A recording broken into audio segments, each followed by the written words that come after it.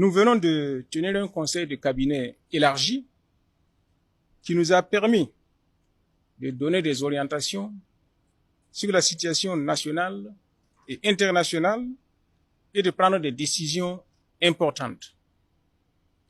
Comme vous le savez, le 28 janvier dernier, le Burkina Faso, le Mali et le Niger ont pris la décision historique de se retirer de la communauté économique des États de l'Afrique de l'Ouest, la CEDEAO. Cette décision vient répondre aux attentes, aux préoccupations et aux aspirations légitimes de nos populations de voir leur pays aller de manière irréversible vers leur souveraineté totale. C'est une décision mûrement réfléchie et précédée d'une analyse approfondie du fonctionnement de l'institution et des conséquences éventuelles de la sortie.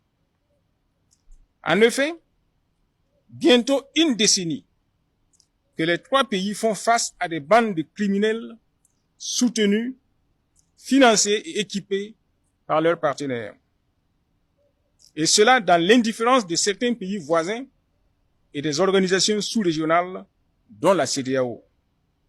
Cette situation nous a conduit à porter sur les fonds baptismaux, le 16 septembre 2023, l'Alliance des États du Sahel, AES.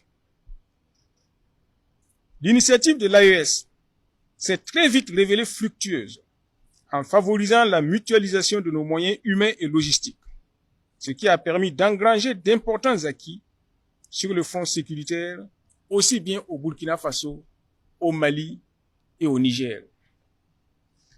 À sa création en 1975, la CEDEAO portait de grands espoirs en se donnant pour mission première de promouvoir la coopération et l'intégration dans la perspective d'une union économique véritable de l'Afrique de l'Ouest.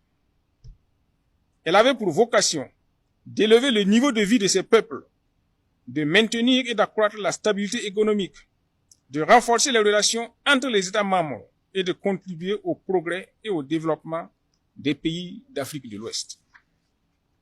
Malheureusement, après 49 ans de fonctionnement, nous constatons avec regret et amertume que la CEDEAO a dévié de sa mission et s'est radicalement éloignée des idéaux de ses pères fondateurs et du panafricanisme.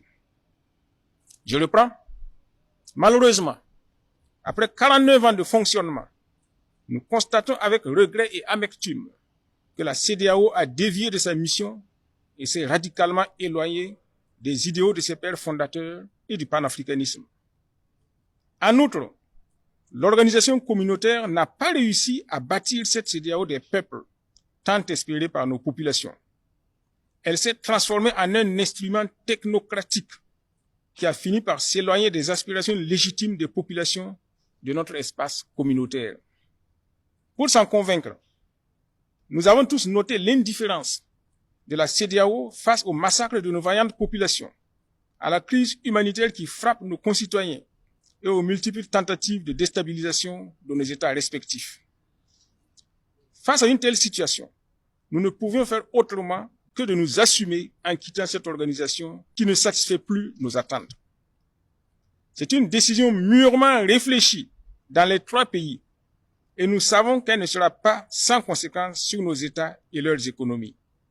Nous restons cependant fermes parce que nous sommes convaincus qu'au sein de l'AES, nous pouvons créer un espace économique viable, résilient et à l'écoute des vraies aspirations de nos populations. L'AES, c'est aujourd'hui l'alliance des peuples du Sahel, mus par le désir souverain d'être maîtres de leur destin pour la construction d'un espace sahélien de paix, de sécurité, de stabilité et de développement partagé pour tous. J'invite les Burkinabés de l'intérieur et de la diaspora à s'armer de courage et à renforcer la résilience dont ils font déjà preuve.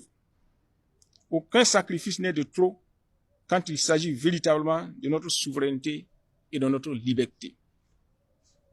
À l'endroit des pays voisins et des autres nations, je voudrais indiquer que le Burkina Faso reste attaché à la préservation des liens d'amitié et de fraternité que nous avons su bâtir depuis des années. J'invite l'ensemble des Burkinabés à rester mobilisés et engagés, à renforcer la veille citoyenne, à rester déterminés et vigilants face aux velléités d'arrêt de la dynamique enclenchée.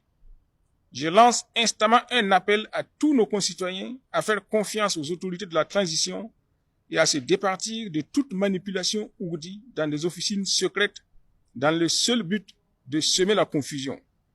Nous sommes totalement engagés dans la lutte et nous sommes confiants de notre victoire prochaine.